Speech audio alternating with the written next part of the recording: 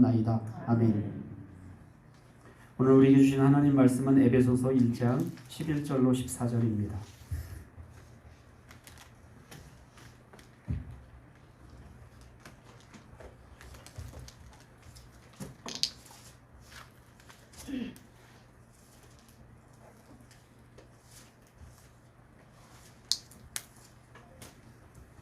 에베소서 1장 11절로 14절 말씀 한 목소리로 같이 봉독하겠습니다.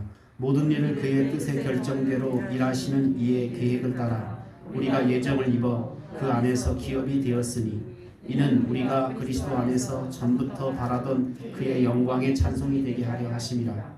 그 안에서 너희도 진리의 말씀 곧 너희의 구원의 복음을 듣고 그 안에서 또한 믿어 약속의 성령으로 인치심을 받았으니 이는 우리 기업의 보증이 되사 그 얻으신 것을 속량하시고 그의 영광을 찬송하게 하려 하심이라.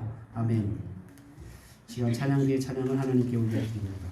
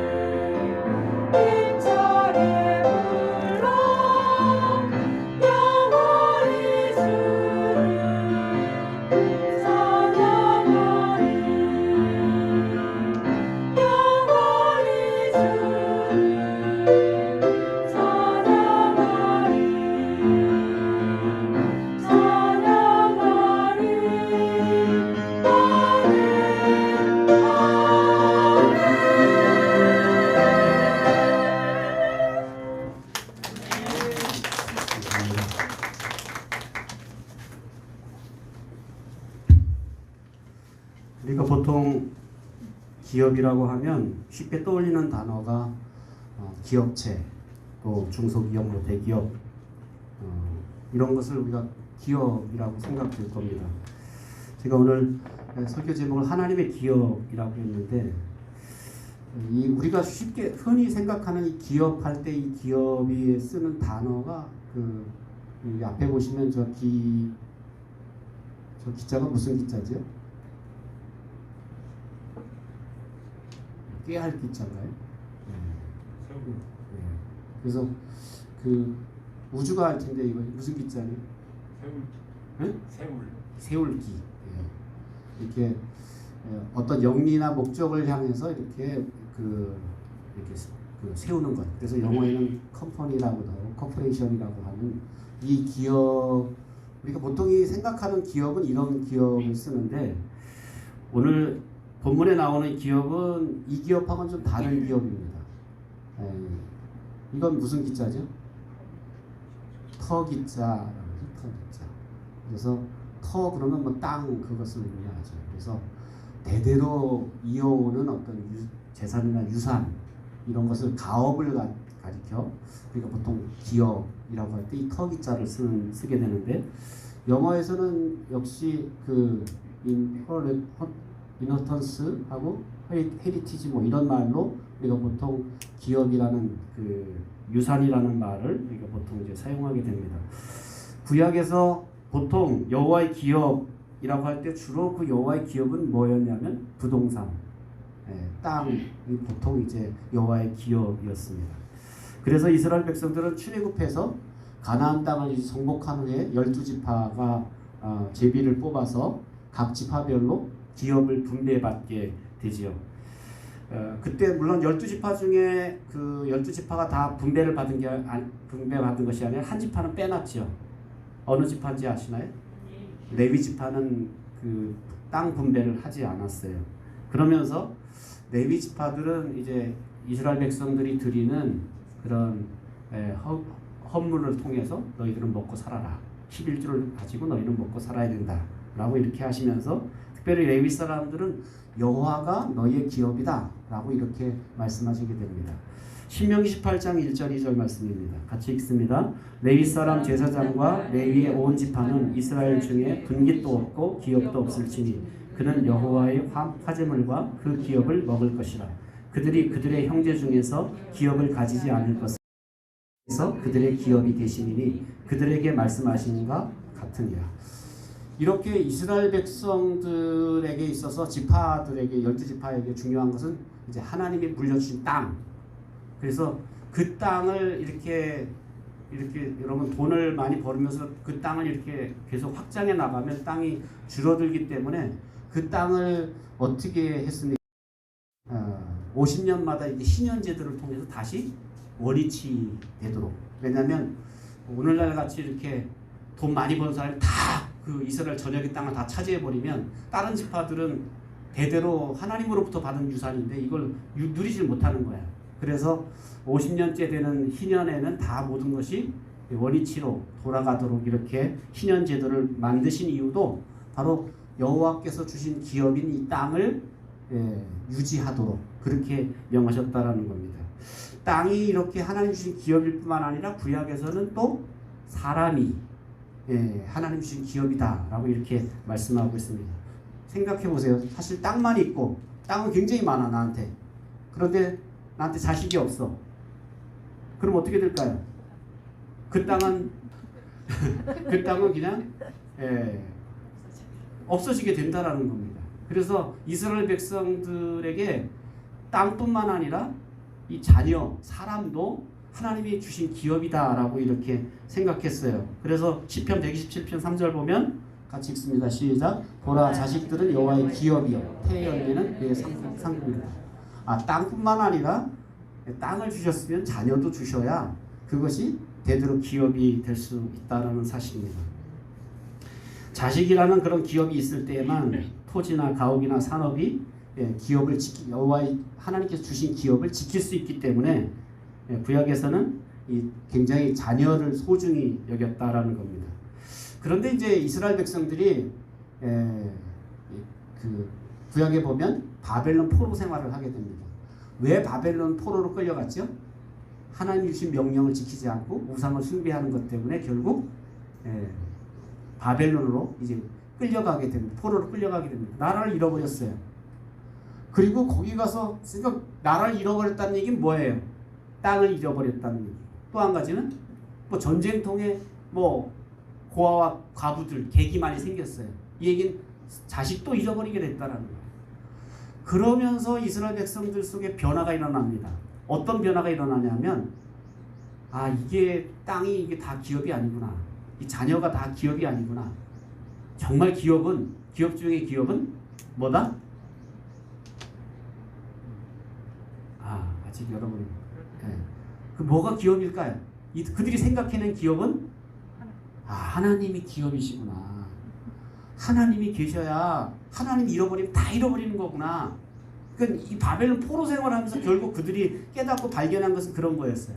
하나님 잃어버리면 다 잃어버린 거고 하나님 얻으면 내가 지금 혹 땅을 얻고 자식이 없어도 그건 다시 회복될 수 있구나. 이런 것을 깨닫게 됐다라는 겁니다. 그래서 에가서 말씀 보면 이렇게 고백하죠. 그다음 에가서 말씀. 에레미야가 시작. 내 심령에 이르기를 여호와는 나의 기업이시니 그러므로 내가 그를 바라리이다 하도다.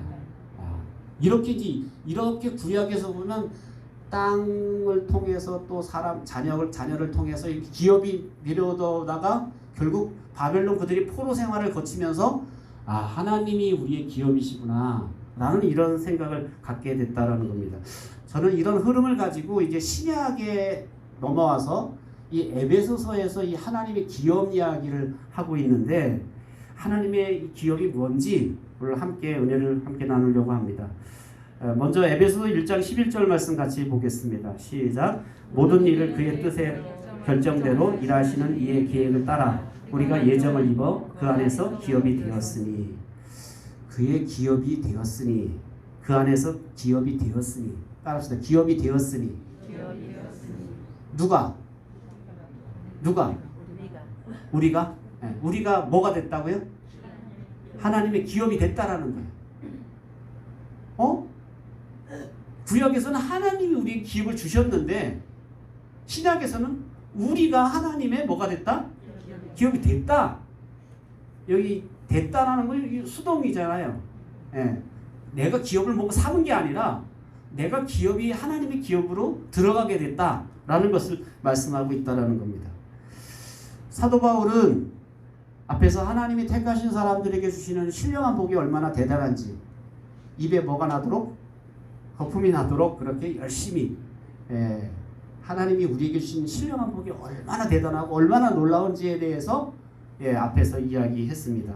그리고 나서 역시 그리스도 안에서 우리가 뭐가 되었다? 하나님의 기업이 되었다라고 이렇게 말씀하고 있습니다.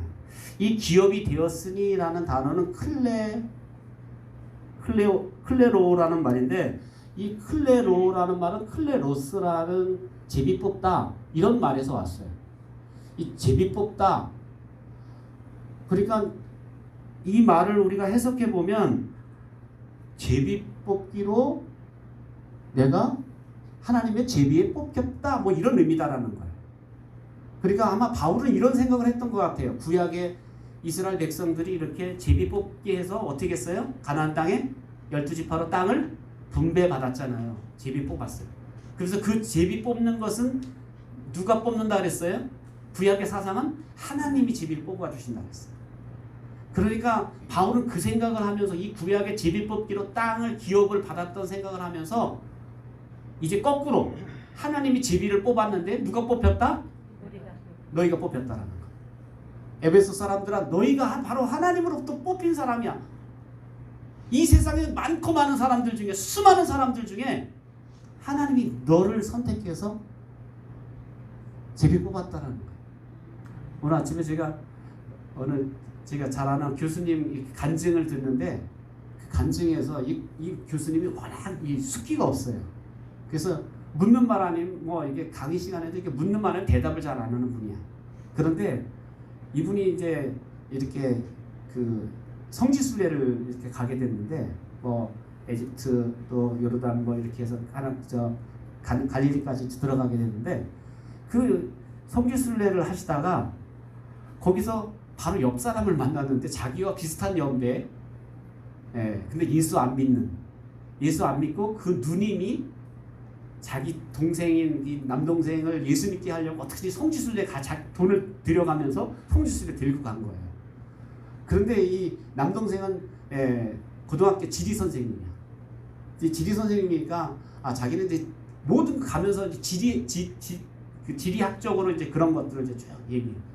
근데 이 교수님 워낙 숫기가 없으니까 생각해 보세요. 13시간 이렇게 비행기 타고 날아가는데 옆에 사람과 말을 못 붙여. 말을 못 붙이는 거야. 그래갖고 이렇게 말을 못 붙이고 있는데, 이분 신학대학 교수예요. 그런데도 말을 못 붙여요.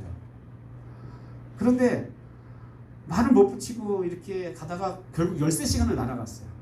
그리고 애굽에 가서도 이렇게 한동안 갔는데, 이제 고작 이제 그 지리 선생님이 답답하니까 지리 선생님 얘기하는 게 이 사막 중에는 무슨 사막 일반 사막이 그런 얘기했는데, 그리고 나서 이제 그 요르단으로 이제 에집트에서 요르단으로 홍해를 이제 배를 타고 한 3시간 배를 타고 가는데,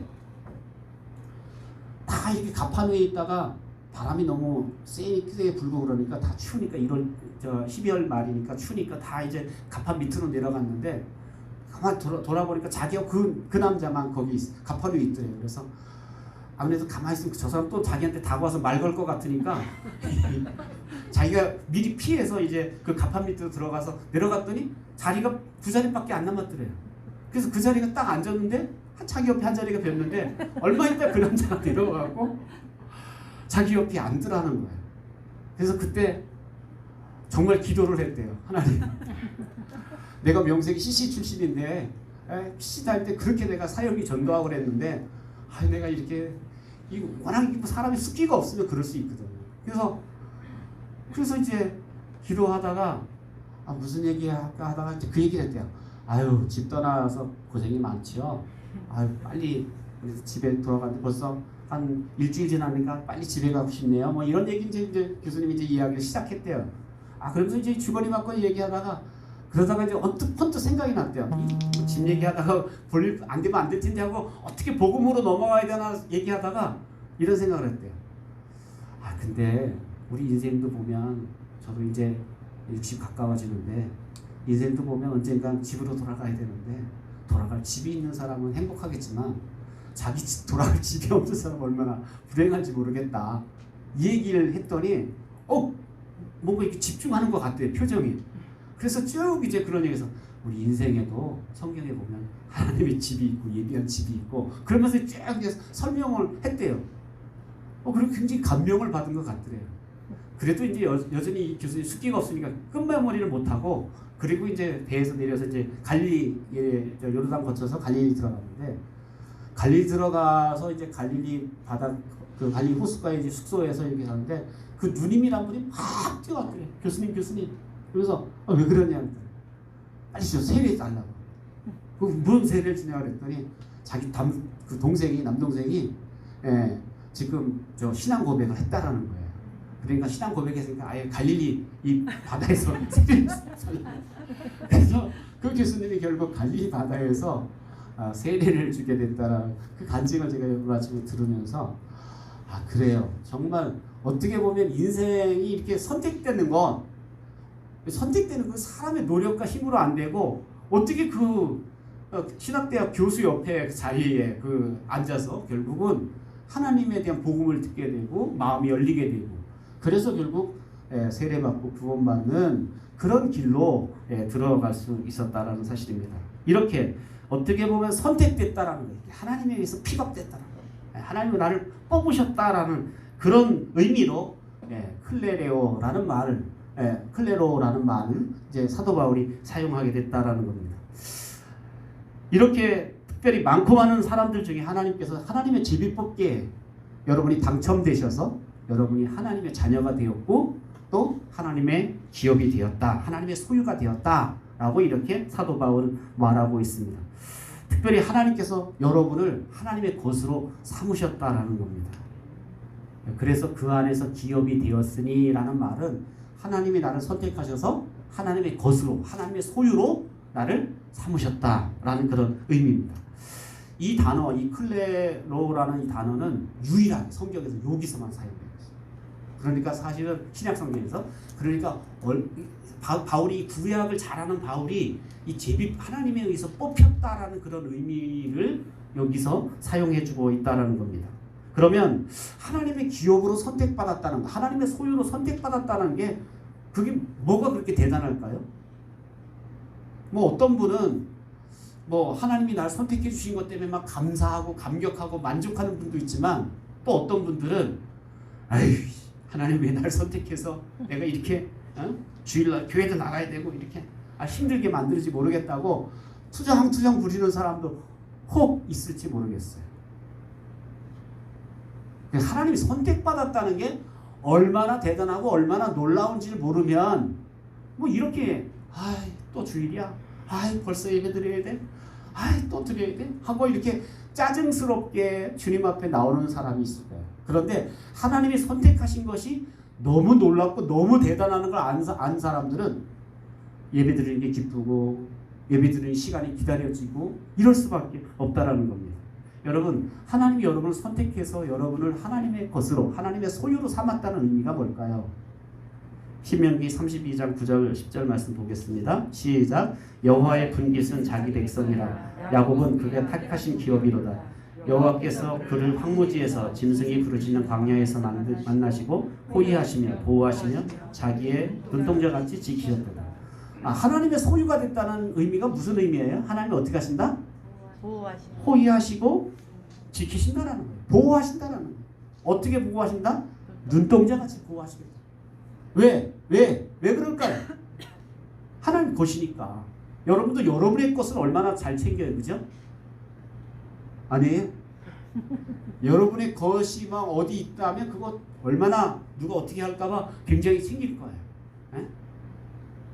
만약에 여러분의 그 땅이 저기 어디 저 산 넘어 대룡산 넘어 산골리 어디에 땅 한 모퉁이 있다 그러면 그리고 뭐 10년 동안 안 가본 사람이 있을까요? 아마 적어도 못 가도 1년에 한 번씩 가보고 자주 가봐서 그 땅 누가 이렇게 침범했는가 이런 것을 따져볼 거라는 거야. 왜? 자기 거기 때문에. 여러분 마찬가지죠. 여러분이 뭐 수많은 자녀들 있지만 시장통에 돌아다니는 자녀들 중에 누구만 보여요? 내 자녀만 보는 거예요. 왜? 내 자녀이기 때문에 내가 지키고 내가 보호해야 된다는 거예요. 그래서 하나님의 자녀가 되고 하나님의 소유가 됐다는 의미는 뭐냐면 그때부터 누가 책임져? 하나님이 책임지시고 하나님이 지키시고 하나님이 보호하시고 하나님이 눈동자같이 지키신다라는 사실입니다. 그래서 시편 33편 12절에도 이렇게 말하고 있습니다. 시작. 여호와를 자기 하나님으로 삼는 나라 곧 하나님의 기업으로 선택된 백성은 복이 있도다. 여호와께서 하늘에서 굽어보사 모든 인생을 살피시며 곧 그가 거하는 곳에서 세상의 모든 거민들을 굽어 살피시는도다. 하나님께서 어떻게 하신대요? 굽어 살핀다. 하나님이 이렇게 굽어 살핀다. 이렇게 허리를 굽혀서 우리를 살펴보신다는 거야. 우리를 들여다보신다는 거야. 하나님은 나 관심도 없으신가 봐. 이런 생각을 하시는 분도 있는데 절대 그렇지 않다라는 거야. 하나님 굽어 살피신다. 왜? 하나님의 것이기 때문에. 하나님의 소유가 됐기 때문에 하나님이 지키신다라는 거예요. 사랑하는 성도 여러분, 여러분은 하나님의 클레로스예요. 하나님의 선택받은 하나님이 선택하신 자들이다라는 겁니다. 하나님의 기업이 된 백성은 복을 받은 사람들입니다. 왜냐하면 하나님이 굽어 살피시고 눈동자같이 지켜주시기 때문입니다. 그래서 사도 바울은 지금 그런 얘기를 하는 거예요. 나 지금 감옥에 있다고 너희도 걱정하지 마, 두려워하지 말라는 거예요. 에베소서를 쓸 때는 바울은 감옥에 있었어요. 그런데 바울이 이런 얘기를 하는 거예요. 나 감옥에 있다고 너희들 겁내거나 두려워하지 마라. 우리는 하나님의 뭐라? 클레로스야. 선택받은 사람들이야. 제비 뽑힌 사람들이야. 당첨된 사람들이야. 그러니 이제부터는 하나님이 너희를 지키고 하나님이 눈동자같이 너희를 보호하실 거야. 걱정하지 마. 담대해. 라고 이렇게 말씀하고 있다는 겁니다. 두 번째로 13절 말씀 같이 읽겠습니다. 시작. 그 안에서 너희도 진리의 말씀 곧 너희의 구원의 복음을 듣고 그 안에서 또한 믿어 약속의 성령으로 인치심을 받았으니. 이제 하나님의 소유로 선택된 백성들이 물을 거 아니에요. 어떻게 우리가 하나님 백성이 되죠? 왜 하나님께서 우리를 하나님의 자녀로 하나님의 소유로 삼으셨나요? 이렇게 묻는 거예요. 여러분도 찬양 중에도 그런 찬양이 있어요. 왜 나를 선택하셨나요? 왜 나를 자녀 삼으셨나요? 이렇게 하나님께 왜 나 같은 사람을 하나님이 선택하셨나요? 왜 나 같은 별 볼 일 없는 사람을 하나님 선택하셨나요? 하나님이 왜 선택하셨나요? 라는 이런 궁금증을 가지고 질문하는 청중을 향해서 바울이 뭐라고 말하냐면 하나님 선택한 것 그것 뭐라고 말합니까? 그분의 뜻이야. 그분의 뜻에 따라 우리를 선택하셨어 라고 말합니다. 그래서 첫 번째로 말하는 게 5절의 말씀 보면 그 기쁘신 뜻대로 우리를 예정하셨다 그랬어요. 그분의 기쁘신 뜻대로 우리를 예정하셨다.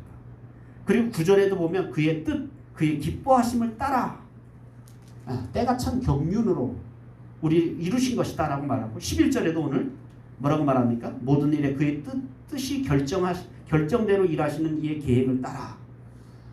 전부 지금 바울이 강조하는 건 뭐냐면 우리가 선택받은 이유가 뭐라는 거예요? 그의 뜻을 따라 결정됐다. 결론은 어떤 분들은 마치 자신이 뭐 이런 분도 있을 거 아니에요. 선심 써서 내가 믿어준 거야.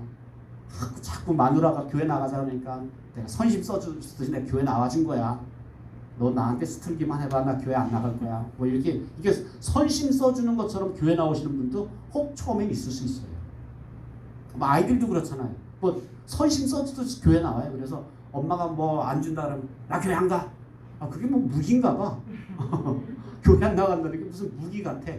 그래서 그 얘기는 거꾸로 얘기하면 선심 써두시 그렇게 교회를 지금 나가고 있다라는 겁니다.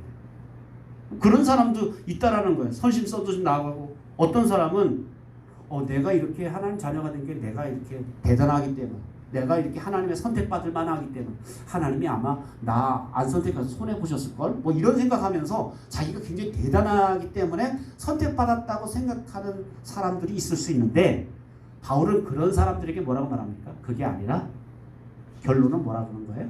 그의 하나님의 뜻에 따라 하나님의 뜻에 따라 우리가 선택받았다라는 겁니다. 그러니까 어떨 때는 그렇잖아요. 내가 왜 목사가 됐을까? 내가 왜 하나님의 아들이 됐을까? 하나님의 자녀가 됐을까? 이거 여러분 머리로 설명이 돼요? 이게? 설명이 안 되는 거야. 설명되는 분들은 참 대단한 사람들이에요. 근데 설명이 안 돼. 이게 내가 왜 뭐 때문에 내가 목사가 됐고 내가 뭐 때문에 하나님의 자녀가 됐는지 아무것도 없는데 잘난 것도 없는데 그래서 말이 안 되는데 말 되는 게 뭐냐면 하나님 뜻이면 말이 되는 거야.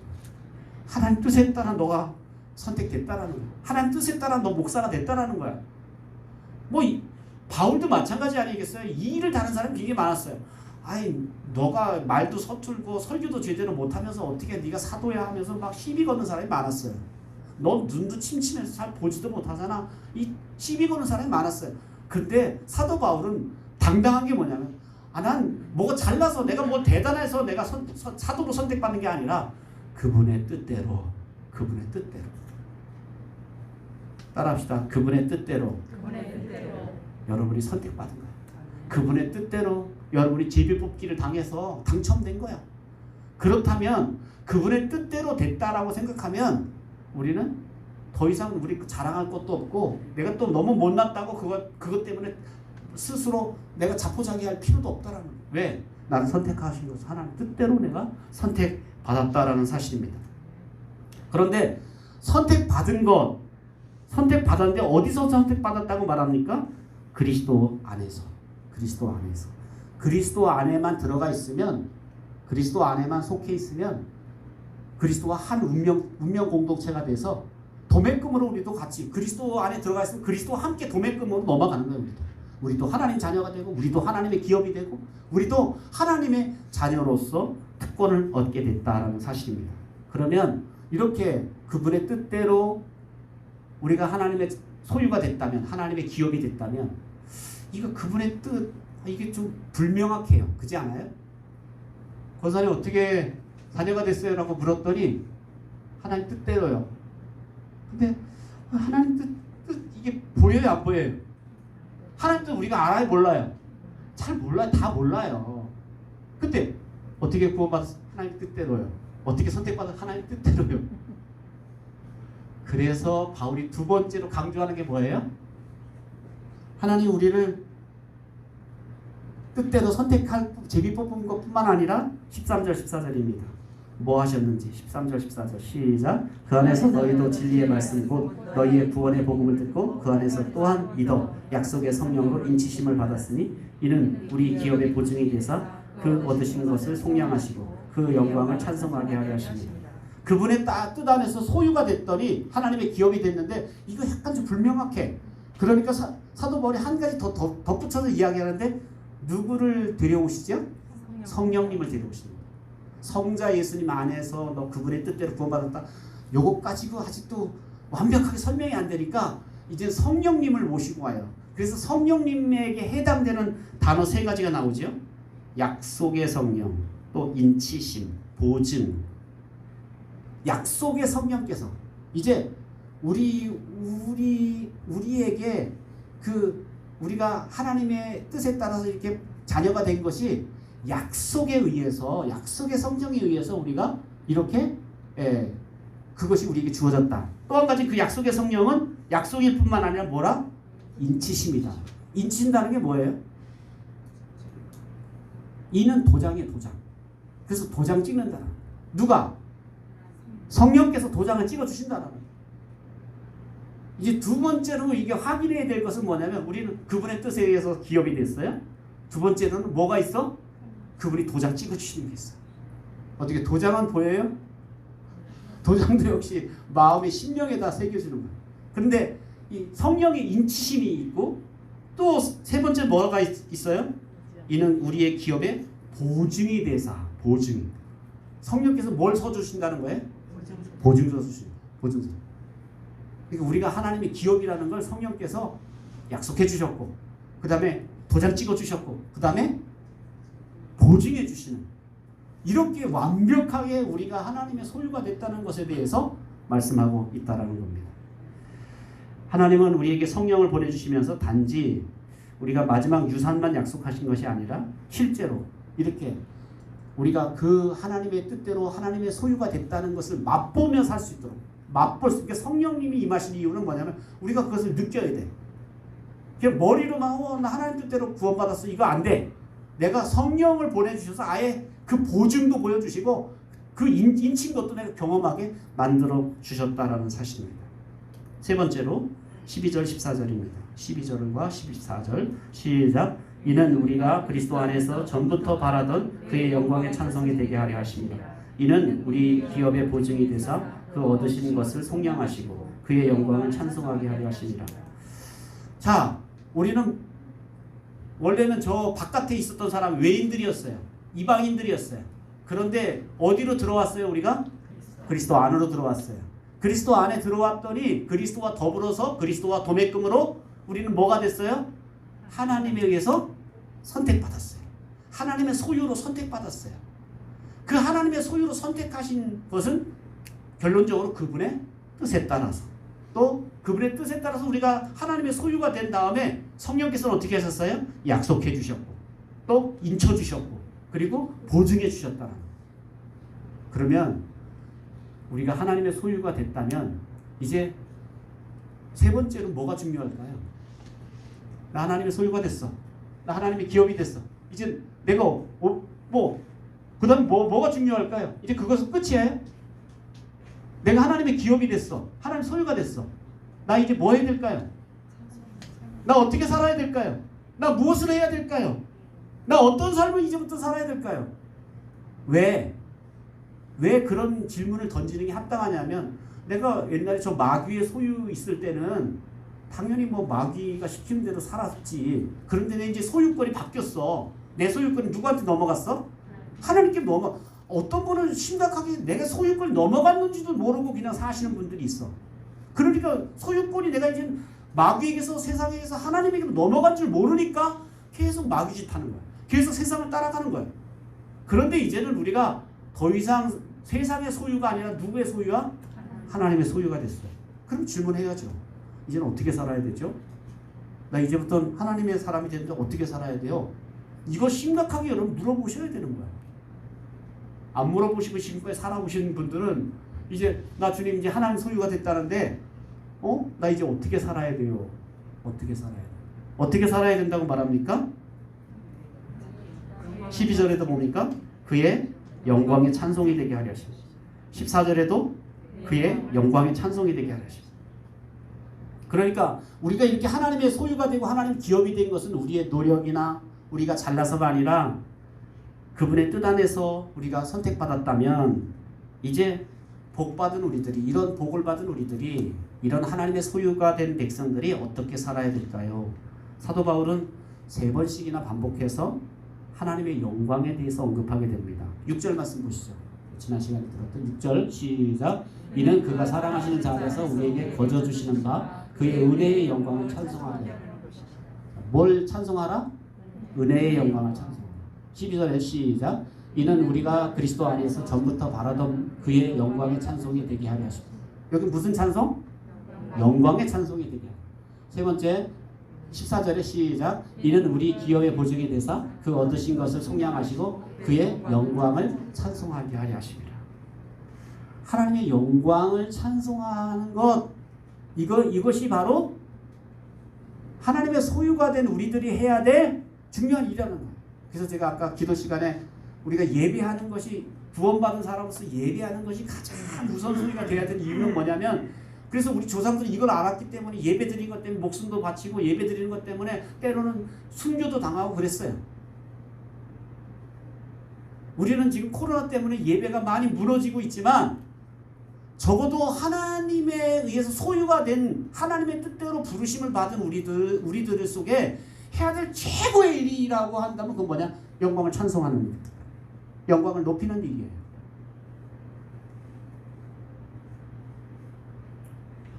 특별히 그의 영광, 그 은혜의 영광을 찬송한다 그랬어요. 여러분, 영광이 뭐예요? 영광. 영광이 무엇입니까? 영광. 하나님의 영광. 하나님의 영광이 뭐예요? 이게 이제 말은 아는데 이 영광이 뭘까 하는 우리가 좀 이렇게, 그래서 제일 중요한 게 뭐냐면 성경을 읽으시면서도 성경의 단어를 정확하게 이해해야 그 의미를 우리는 받아들일 수 있어요. 그 영광이 뭐냐? 영광을 위해서 우리가 고린도서 13장 30절에도 31절에도 너희가 먹든지 마시든지 무엇을 하나님 영광을 위해서 하라 그랬는데, 영광이 뭔지를 모르면 영광이 먹는 거예요, 마시는 거예요? 하나님을 기뻐하시는 영광이 뭡니까? 영광은 하나님 자신이 자신을 계시하시는 거예요. 하나님을 드러내시는 거예요. 하나님의 영광이 나타났다, 그 의미는 뭐냐면 하나님이 자신을 드러내시는, 하나님 자신이 영광이셔. 그래서 하나님이 자신을 이렇게, 하나님이 원래는 무소부재하시고 어느 곳에나 계시는 분이지만, 하나님이 우리가 여기 계신데 우리 실제로 그 눈이 잘 안 보여. 근데 하나님이 영광을 딱 나타내면 여기 계시는구나. 하나님 그래서 영광이 나타난다. 그래서 어떨 때 찬양을 부르다가도 찬양을 그냥 곡조로 노래를 부르는 것과 다르게 어느 날 찡하고 내 마음속에 뭔가 내 속에 크게 이 하나님이 임재가 경험될 때가 있어요. 그때 우리 지금 주님 찬양 중에 여기 거하시는구나. 이 영광이 여기 임했구나. 라는 것을 우리가 말하는 거예요. 그래서 하나님의 영광이라는 건 뭐냐? 하나님 자신을 계시하시는 거예요. 그 은혜의 영광은 뭐예요? 은혜의 영광.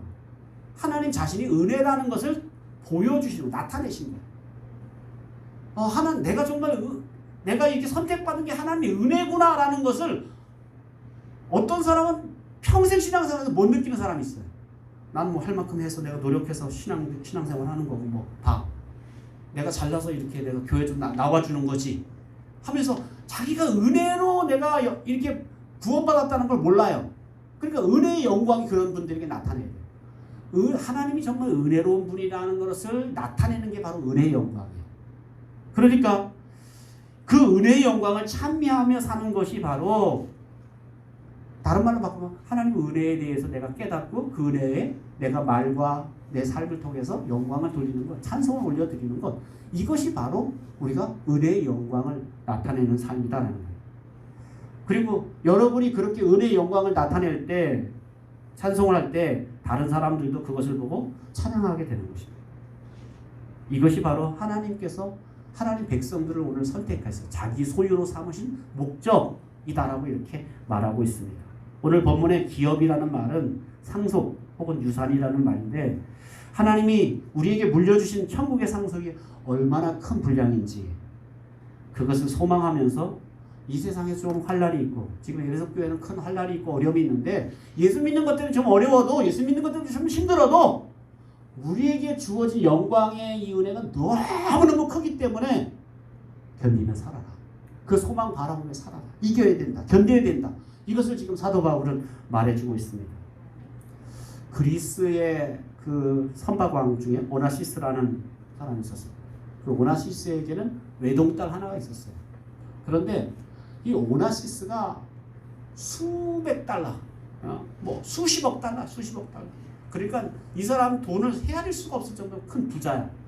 근데 어느 날 죽었어요. 유산이 누구한테 갔을까요? 애동딸한테 갔어요. 애동딸한테 유산이 갔는데 애동딸도 그만 몇 년 못 살고 죽었어요. 그래서 그 유산 누구에게 갔을까요? 고스란히 오나시스의 외손녀인 손녀에게 갔어요. 손녀 그때 나이가 3살이었어요. 이 할아버지 오나시스의 그 수십억 되는 수십억 달러가 되는 그 유산 3살짜리가 알까요? 모를까요? 몰라요. 문서상으로는 이게 다 유산 상속자가 돼서 유산이 넘어갔는데 몰라요. 이 아이는 아마 크면서 한 어느 정도 저기 주희만큼 컸으면 알까? 주희만큼 크니까 이제 사람들이 너 할아버지가 엄청난 부자였고 그 재산이 다 너한테 왔어. 그게 얼마예요? 수십억 달러가 얼마예요? 우리 마음 수백 조가 되는 돈이 얼마예요? 여러분 뭐 몇백만 원 정도는 우리가 알 수 있지만 너무 단위가 커버리면 그걸 측량할 수가 없어. 그러니까 이 아이는 커가면서 어떻게 했을까요? 우리 할아버지 유산이 우리 어머니가 나에게 물려준 유산이 얼마나 크다는 것을 차근차근 알아가면서 깨달았을 거예요. 그리고 나중에는 내가 오나시스 할아버지의 외손녀라는 게 얼만큼 자랑스러운 일인지 얼만큼 위대한 일인지 알게 되었을 거라는 거예요. 마찬가지로 하나님이 저와 여러분에게 준 유산, 어떤 사람은 3살 먹은 어린아이처럼 그게 뭔지, 그게 국 끓여 먹는 건지 밥 비벼 먹는 건지, 하나님의 기업이라는 게, 하나님의 소유가 됐다는 게, 하나님의 자녀라는 게 그게 뭔지 어떨 때는 우리 교회에서 주는 어떤 직분보다 더 못한 것처럼 여겨요. 그게 훨씬 더 크고 훨씬 더 놀라운 건데 어떨 땐 교회에서 직분 받는 것보다 더 하찮게 여겨. 그래서 어떤 사람은 직분 안 줬다고 그거 팽개치고 나가는 거 보면, 그러니까 직분보다 이걸 더 못하다고 생각하는 거예요. 하나님 주신 이 엄청난 유산을. 그러니까 우리가 정말 이제 철이 들고 하나님 진리를 깨달아 가면, 그래서 오늘 사도 바울도 계속 진리의 말씀 안에서 이 진리의 말씀을 통해서 우리가 하나님이 주신 유산이 얼마나 크고 얼마나 위대한지를 우리가 알아가면 알아갈수록, 나 정말 대단한 사람인데 내가 구원 안 받았으면 어떡할 뻔했어, 내가 하나님이 날 선택 안 하셨으면 어떡할 뻔했어 하면서 너무 큰 은혜에 놀랍고 큰 거예요. 그러면 그 은혜를 날마다 찬양하고 감사하는 사람은 이 땅에서 주어지는 때로는 환난, 이 땅에 주어지는 때로는 어려움, 이것 넉넉하게 이길 수 있다는 사실입니다. 자꾸 환경을 바라보지 말고 하나님께서 우리에게 주신 이 기업의 영광의 풍성함이 얼마나 놀랍고 얼마나 대단한지를 열심히, 그래서 지난 시간에 말한 것처럼 여러분에게 주어진 하나님의 이 유산 보따리를 남의 보따리 보고 자꾸 부러워하지 말고 하나님이 여러분에게 주신 이 기업의 풍성한 보따리가 얼마나 대단한 건지, 목사님이 알려주실 때까지 기다리지 말고 여러분이 스스로 여러분 실제로 그게 돈 보따리라면 목사님 찾겠어요? 여러분이 열어보지. 그러니까 누가 열어 보여줄 때까지 기다리지 말고 여러분이 열어서 이 하나님의 기업의 풍성함이 얼마나 놀라운지를 깨달아 알게 되기를 주님의 이름으로 축원합니다. 그러려면 뭐가 열려야 되냐면 마음의 눈이 열려야 됩니다. 눈이 열려야 돼요. 시력이 좋아야 돼요. 영안이 열려야 된다. 마음의 눈이 열려야 이것을 볼 수 있어요. 그 얘기를 지금 이제 15절부터 이제 마지막 절에 사도 바울이 해주고 있습니다. 오늘 우리가 하나님이 여러분에게 주신 그런 풍성한 기업의 풍성한 은혜를 알고 누리며 또 깨닫고 감사하고 하나님께 영광을 돌리는 여러분 되시기를 주의 이름으로 축원합니다. 기도하겠습니다. 자비로우신 하나님 은혜를 감사드립니다. 이 아침에도 하나님 우리를 불러주셔서 하나님의 영광의 기업의 풍성함이 얼마나 놀라운지 우리로 깨닫게 하시고, 하나님 우리를 많고 많은 사람들 중에 하나님 우리를 제비뽑기 하셔서 선택하셔서 우리를 아무 공로 없이 하나님의 뜻대로 우리를 불러주신 것을 인하여 감사합니다. 그래서 우리에게 주어진 이 기업의 풍성함이 너무 크고 너무 놀라워서 우리가 이 영광을 날마다 찬송하는 삶을 살아갈 수 있도록 도와주시고, 그 은혜를 발견할 때마다 그 영광을 느낄 때마다 주님을 높이고 주님을 찬양하는 하나님 나라의 백성이 될 수 있도록 축복해 주옵소서. 하나님 오늘날 많은 성도들이 힘을 잃고 좌절하고 절망하고 또 힘 빠진 사람들처럼 살아가는 이유는 하나님이 나타나시는 영광의 증거들을 맛보지 못하기 때문인 줄 압니다.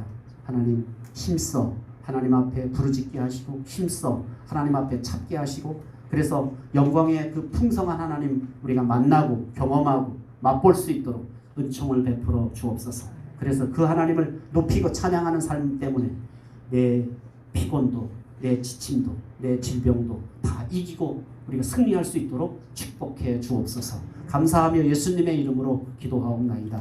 아멘.